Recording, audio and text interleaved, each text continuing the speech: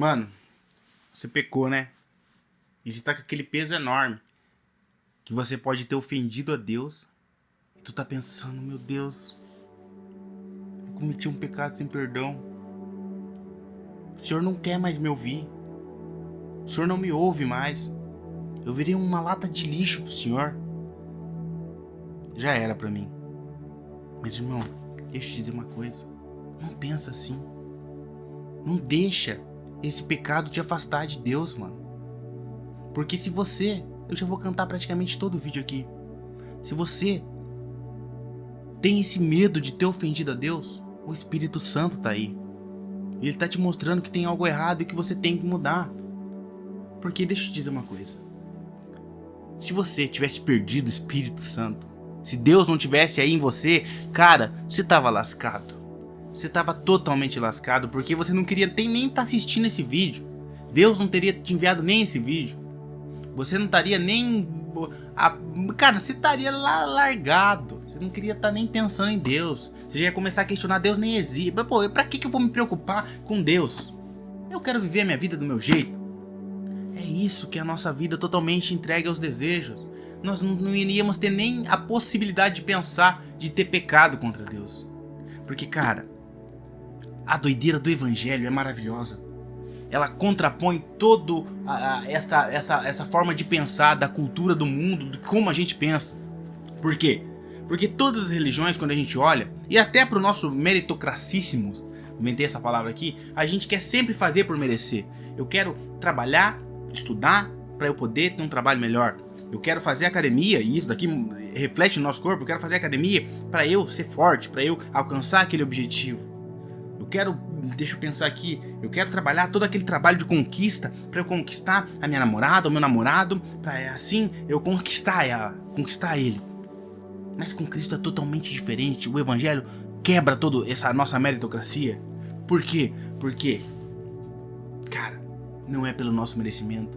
Não é pela nossa marra de conquista, não é pelo tanto que a gente estuda e conhece, não é por nós, é por Ele. Porque que quebra totalmente, porque o Evangelho, cara, pra gente acreditar no Evangelho, como diz Paulo, acho que é loucura a gente acreditar no Evangelho, é uma loucura, né? E se você for ver bem, é uma loucura. A gente acreditar em Jesus Cristo, que nasceu há 2000 anos atrás e diz que morreu pelos meus pecados. Acreditar num povo de Deus, que Deus levantava lá no meio do deserto. É loucura acreditar pra gente.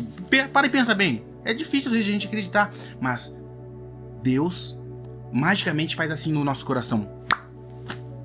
E a gente começa a crer no Evangelho. A gente crê, essa possibilidade de crer vem de Deus. Você tá me entendendo? Não é a gente por, eu comecei a estudar a Bíblia, nossa, eu crio em Deus. É o próprio Deus que quebra uma barreira invisível que tem nos nossos olhos. E quando a gente é exposto ao Evangelho, essa semente brota e a gente acredita em Jesus. E a que ponto que eu quero chegar aqui? É que Cristo que faz, é Deus que nos faz acreditar nele. É Deus que nos dá essa oportunidade de entender o Evangelho. Porque se não fosse Ele, a gente não queria estar fazendo isso. A gente já está vivendo a nossa vida bagunçadamente como a gente adora viver. Entendeu? Como que é o toque de Deus, como tudo é Ele que controla, como Ele é soberano sobre tudo, mano. O Evangelho é como se fosse uma semente jogada numa terra. Deus fala isso. A gente prega o Evangelho é pregado. E aquela semente, aquele coração que Deus escolheu pra germinar, vai germinar, que é os nossos corações que estão assistindo aqui. Então, a ponto que eu quero chegar aqui mesmo é, se você crê, se você tem medo de desapontar a Deus, é Deus que já tocou teu coração, você tá com o Espírito Santo, você só tem que acertar uns pontos. E eu quero dizer aqui, duas pessoas da Bíblia, que você não seja como Judas, que diz aqui, ó, Judas acabou com a própria vida dele, para não dizer outras palavras. Por quê? Ele cometeu o erro. Mas o que ele fez? Ele se emaranhou no erro dele. Ele fez o erro dele ser o fim dele mesmo em si, que cara, ele foi entrando no erro dele e ele acabou com a própria vida porque achou que não tinha mais solução. E olhamos agora para Davi. Davi errou feio. Davi cobiçou a mulher do próximo, cometeu adultério e mandou acabar com a vida do cara que era marido da Batseba. Ele mandou o cara na linha de frente da guerra lá pra acabar com a vida dele. Davi errou feio. Só que diferente de Judas, o que ele fez? Ele se jogou lá embaixo no chão, no pó, aos pés de Jesus, aos pés de Deus, né? Porque naquela época ainda ele não tinha noção de Jesus. Mas ele se jogou aos pés de Deus, falando, Deus, me perdoa. eu fiz essa burrada aqui, mas eu não queria ter cometido, muda meu coração. E foi essa a diferença, cara. A gente tem que estar sempre aos pés de Jesus, agora a gente que já tem o entendimento de Jesus, para Ele perdoar os nossos pecados. Não é por nossos méritos, é por Deus que deu essa oportunidade de crer no Evangelho, e a gente vai estar sempre disposto aos pés dele. Então se você errou, se você pecou, não deixe esse pecado te afastar de Deus. Você não pode carregar esse pecado porque você não vai conseguir ter o mérito para ser perdoado por Deus. E o que fazer então, Alisson? O que fazer diante disso? O próprio Deus, maravilhosamente, resolve o nosso problema. Nós somos culpados e não tem o que a gente faça para ser salvo. Você sabe, a gente só erra, cara.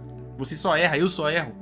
E o próprio Deus resolve o nosso problema. Ele manda o próprio Filho dele, o próprio Deus vem à Terra, morre pelos nossos pecados, ressuscita. Ele morre por todos os nossos pecados, ele sofre aqui na Terra por nós. Uma divindade, o próprio Deus, o Criador, morreu por nós aqui na Terra. Olha que humilhação que ele fez, cara. Ele se humilhou por nós. E o que a gente tem que fazer para ser salvo? Crer nesse Evangelho. Crer que Jesus morreu pelos nossos pecados. Crer que Deus é o nosso Criador. Crer que Ele é o Criador de tudo. Crer na Bíblia, que é a palavra dele que Ele resolveu falar pra gente. E não é uma crença cega assim que se fala, ah não, eu creio, nossa, eu creio em tudo isso. Não, tem evidências, tem tudo que comprova que a Bíblia cada vez mais é verdadeira. Tudo de fato aconteceu. Cara, eu tava estudando aqui, mártires, todos os apóstolos, os discípulos de Jesus, eles morreram de formas drásticas, formas cruéis. E o que eu quero dizer com isso? Cara, que se não fosse pela ressurreição de Cristo, porque se eles não tivessem visto Cristo ressurreto, você acha que eles iam morrer drasticamente dessa forma? Tipo, morreram em cruz de ponta cabeça, apedrejado, triturado. Isso não é manipulação, cara. Isso aqui é porque eles viram Cristo, eles viram a ressurreição, eles viram Cristo vivo ali. Eles viram Jesus que morreu e viver. E viram Jesus subindo aos céus. Eles tinham confiança, crença naquilo. E Jesus diz uma coisa pra gente aqui, agora eu e você.